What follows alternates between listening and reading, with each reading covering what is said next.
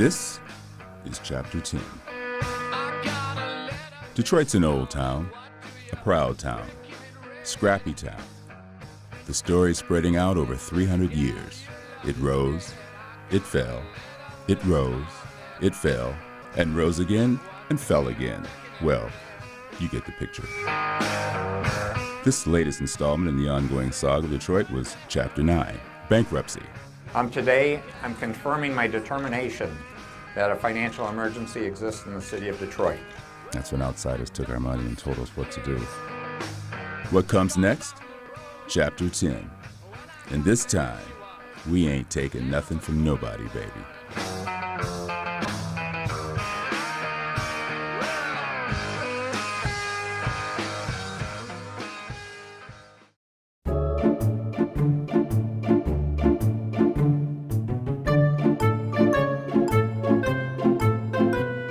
Well, here's something you see a little too often in our fair city. Some knuckleheads where they don't belong, taking some things that don't belong to them.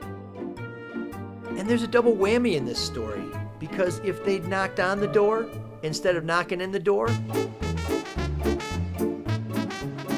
the guy you're about to meet would have given him a job. It was good stuff that when they came in and was be able to take from us, you know. I can't tell you how much they really took. And that guy, well, he wants to sell this stuff so he can reopen a recreation center for kids. So they're not just stealing from Terry Payne, they're stealing from everyone. Used to be the old 4-H club. I purchased the building almost 2 years ago. And at the time, we've been trying to raise monies and do different things to get the center open.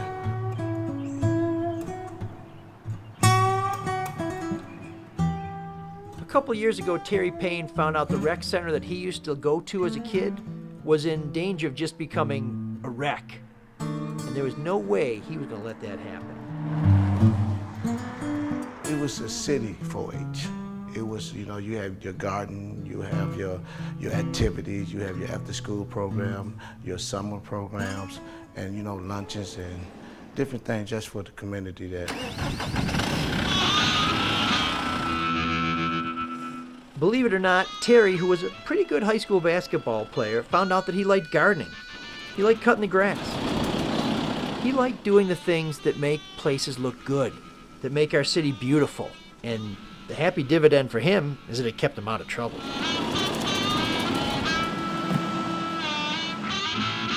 Oh no, without a doubt, one for the 4-H community, I probably would not made it out of there, you know. Really? Yes, it's been a part of my life for over 30 years. Now, there's no shortage of people from Detroit who have gone away, made a lot of money, and given something back to the city. Well, Terry never moved away. He's given back to a place that he drives by every day. We're gonna still go to our garden, you know, our farm and stuff. You know, we're gonna continue that, but we also want to get back to the basics, you know, of how to raise our kids in the community, stuff like sewing, cooking, even, you know, at the school studying, and just give them a fun place to go. So here's the part of the story where we find out just how much better Terry Payne is than the rest of us. Back in December, his shop was broken into, and the knuckleheads not only stole his truck, they used his truck to drive through his fence. That would have been enough for most people to walk away, but Terry didn't give up. And with the equipment that wasn't stolen, well, he's going to try and raise some dough to get this rec center back open so kids have another safe place to go in the summer. We mostly had all the ATVs right here in where you can see where the snow plows is at. That was on the ATVs. Pretty nice car, too. Yeah, the car was donated to, you know, at a small fee. When it was donated, it was, had tires, right? He had all 4 tires. I'm going to be generous here and give these guys the benefit of the doubt. And I'm going to assume that they stole the stuff, figuring I can just make a few bucks and it's probably not doing anybody else any good. But here's the real deal. They didn't just steal property. They stole opportunity. Is there a part of you that says that we still have some mentality where instead of earning things and building our way up to things, that we should be taking things? Yeah, and I think this is what this community center gonna be about. You know, we starting out with the younger ones, and when we could get them on the straight page, I think part of Detroit is gonna be a great place for not only the youth, not only our babies, our young adults too. Now my hope, and the hope of little guys like this one, is that these knuckleheads didn't stop the project, they only slowed it down.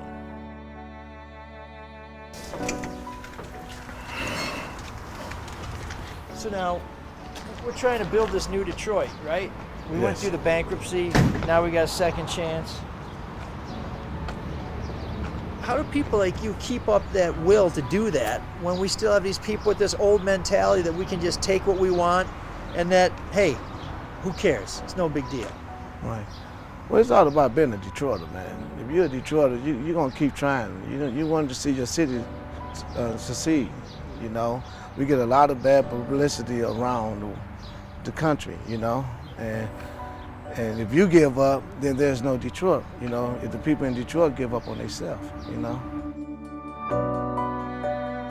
That's one thing that we have to do here in the city. If we want to change the city, we all have to go back and give back. Even when people still keep taking, Absolutely. you're gonna keep giving. You have to. If you don't, they got a place for them guys sooner or later, okay? They have a place. They just got to stop, you know, taking and start giving. That's all about giving. Well, you had the 4-H, maybe the next generation will have it. Have brighter Detroit.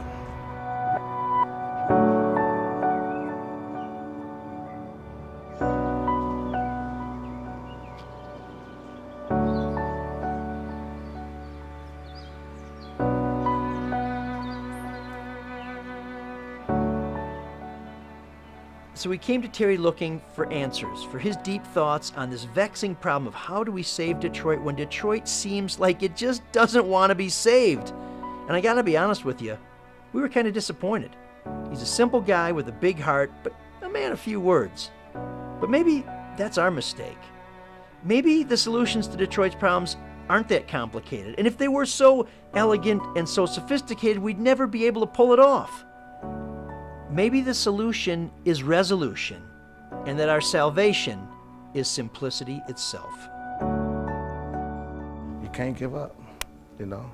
We gotta have hope here, you know. The city is on its way back. I can see the city is coming back.